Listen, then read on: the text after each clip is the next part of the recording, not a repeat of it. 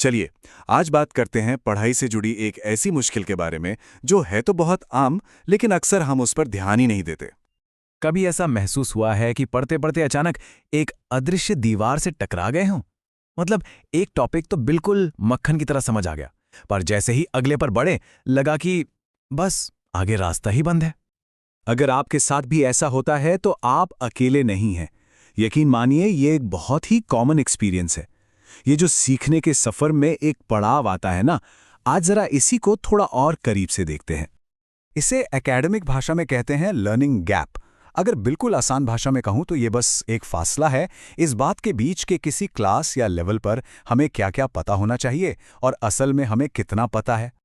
इसको समझने का सबसे अच्छा तरीका है एक बिल्डिंग का उदाहरण लेना।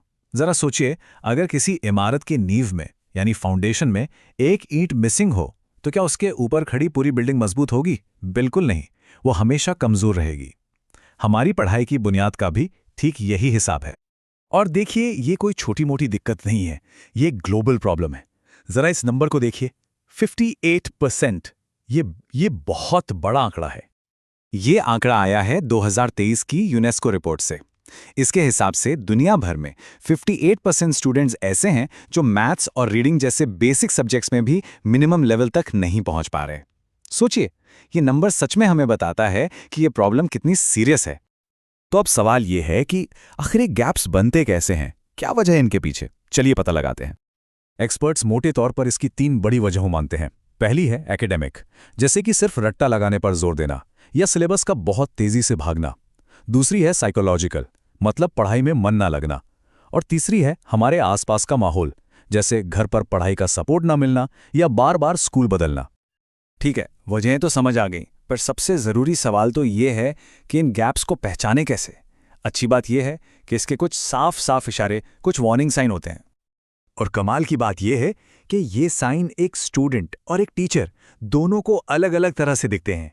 एक स्टूडेंट के नज़रिए से देखें तो शायद एग्जाम के वक्त बहुत ज़्यादा घबराहट होना या हर चीज़ को बस रट कर काम चलाने की कोशिश करना। वही एक टीचर को ये कैसे दिखेगा जब कोई स्टूडेंट बार बार एक ही बेसिक गलती करे या क्लास में डिस्कशन से बचे। पर यहाँ एक अच्छी खबर भी है। इन गैप्स को भरना नामुमकिन बिल्कुल नहीं है। ये कुछ कुछ एक पुल बनाने जैसा है और हमारे पास इसके लिए सही टूल्स भी हैं। तो चलिए देखते हैं कि इस ब्रिज बिल्डिंग टूलकिट में क्या क्या है। सबसे पहले बात करते हैं एकेडमिक तरीकों की। देखिए, पहला स्टेप तो हमेशा यही है कि हम अपनी कमजोरियों को पहचानें। इसमें डायग्नोस्टिक टेस्ट बहुत मदद कर सकते हैं। और हाँ, नए टॉपिक पर कूदने से पहले पुराने चैप्टर्स को रिवाइज करना या जो कुछ सीखा है उसे रियल लाइफ से जोड़कर देखना, ये बहुत ज़रूरी है। इसी में एक बहुत ज़बरदस्त टेक्निक है, फाइनमैन मेथड। इसका आइडिया बहुत सिंपल है। कोई भी कॉन्सेप्ट लीजिए और उसे इतने आसान शब्दों में समझाने की कोशिश कीजिए जैसे आप किसी छोटे बच्चे को बता रहे हो। आप जहां भी अटकेंगे, जहां भी आपको मुश्किल शब्द इस्तेमाल करने पड़ेंगे, समझ जाइए वही आपका लर्निंग गैप है। अब आते हैं हमारे सोचने के तरीके पर, यानी कॉग्निटिव स्ट्रैटेजीज पर। इसका मतलब है कि हम छोटे छोटे लक्ष्य बनाएं। बड़े बड़े पहाड़ तोड़ने के बजाय बस ये सोचें कि आज सिर्फ एक कॉन्सेप्ट अच्छे से समझना है। और सबसे जरूरी बात, गलतियों से डरना नहीं है, उन्हें सीखने का एक मौका समझना है। और आखिर में आता है हमारा माहौल, मतलब एक ऐसी जगह बनाना जहां पढ़ाई में ध्यान लगे, कोई डिस्ट्रैक्शन ना हो। खान एकेडमी जैसे डिजिटल टूल्स का इस्तेमाल करना या फिर दोस्तों के साथ ग्रुप स्टडी करना, ये छोटी छोटी चीजें मिलकर एक बहुत बड़ा फर्क पैदा कर सकती हैं। तो ये तो हो गई सारी बातें, लेकिन अब इन्हें असल में इस्तेमाल कैसे करें? चलिए एक बहुत ही सिंपल सा टूल देखते हैं जिससे हम आज अभी से शुरुआत कर सकते हैं। ये एक छोटी सी सेल्फ असेसमेंट वर्कशीट है। बस ईमानदारी से इन स्टेटमेंट्स को पढ़िए और खुद को 1 से 5 के स्केल पर रेट कीजिए। यह अपनी करंट सिचुएशन को समझने का एक बहुत अच्छा तरीका है।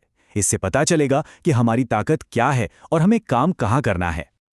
और हाँ, अगर आपका टोटल स्कोर 15 से कम आता है तो टेंशन लेने की कोई बात नहीं है, बिल्कुल भी नहीं। इसे एक खतरे की घंटी नहीं बल्कि एक स्टार्टिंग पॉइंट की तरह देखिए। ये आपको बता रहा है कि आपको अपनी नींव मजबूत करने का काम कहाँ से शुरू करना है। इससे अच्छा स्टार्टिंग पॉइंट और क्या हो सकता है? लेकिन इन सभी टूल्स, टेक्निक्स और स्ट्रैटेजीज से भी ज्यादा जरूरी एक चीज है, एक ऐसी चीज जिसके बिना ये सब बेकार है। और वो है हमारा माइंडसेट, हमारी अपनी सोच। ये मानना कि हमारी इंटेलिजेंस या काबिलियत पत्थर की लकीर नहीं है। ऐसा नहीं है कि वो फिक्स है, बल्कि ये एक ऐसी चीज है जिसे हम अपनी मेहनत और कोशिश से बढ़ा सकते हैं, बिल्कुल एक पौधे की तरह। इसी सोच को कहते हैं ग्रोथ माइंडसेट। और सच कहूं तो असली बदलाव यहीं से शुरू होता है। तो इस पूरी बातचीत के बाद बस एक आखिरी सवाल। अपनी पढ़ाई की इस मजबूत इमारत को बनाने के लिए आज आप अपनी पहली ईंट कौन सी रखने वाले हैं?